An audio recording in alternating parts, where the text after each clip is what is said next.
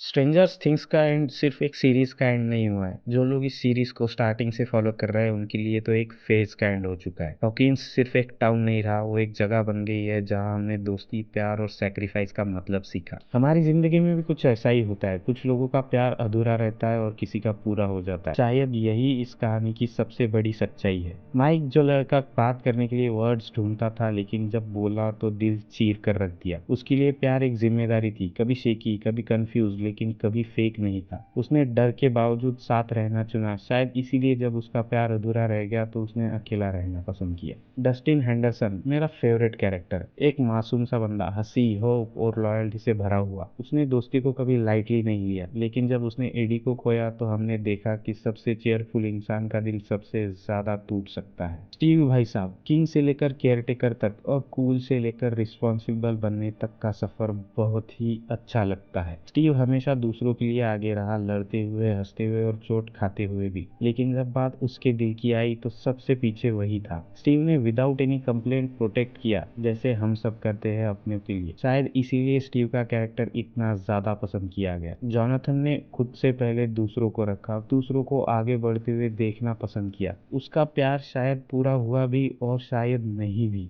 लेकिन उसकी लॉयल्टी कभी भी कम नहीं हुई। नैन्सी के लिए एक कंफ्यूजन थे, दो रास्ते, दो इमोशंस, ट्रूथ और कंफर्ट के बीच का स्ट्रगल। उसकी स्टोरी कंप्लीट या इनकम्प्लीट नहीं थी, बस रियल थी, क्योंकि रियल लाइफ में आंसर्स हमेशा क्लियर नहीं होते। इलेवन जो हमेशा स्ट्रगल करती रही अपनी पहचान बनाने के लिए, स्ट्रगल करती रही पावर्स के बीच में, ट्रॉमा के बीच में, जिसे ना बचपन मिला ना अपनी जवानी मिली। बस उसके पास कुछ था तो उसके दोस्त जो उसे समझते थे, लेकिन उन्हें भी पीछे छोड़ना पड़ा।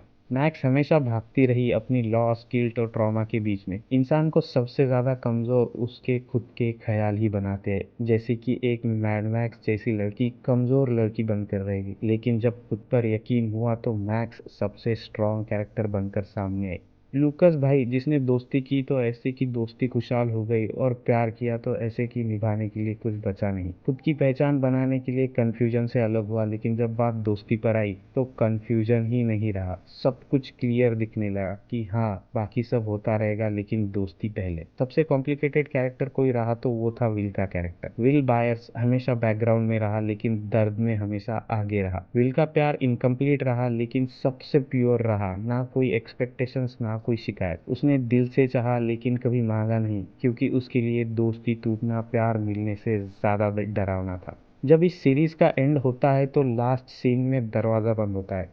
तब हम सबको ये रियलाइज होता है कि हाँ, ये दरवाजा कभी ना खुलने के लिए बंद हो गया है। स्ट्रेंजर्स थिंग्स सीरीज कभी मॉन्स्टर्स के बारे में थी ही नहीं। ये कहानी थी हमारी इनकम्प्लीट रहने वाली चाहते, हमारे अंदर के दर्द, हमारी ग्रोइंग अप की कहानी थी। कुछ कहानियों का अधूरा रहना ही उसे पूरा बनाता है, और यही अधूरी चीजें हमें इंसान बनाती है। आपको क्या लगता है, कमेंट्स में जरूर बताएं।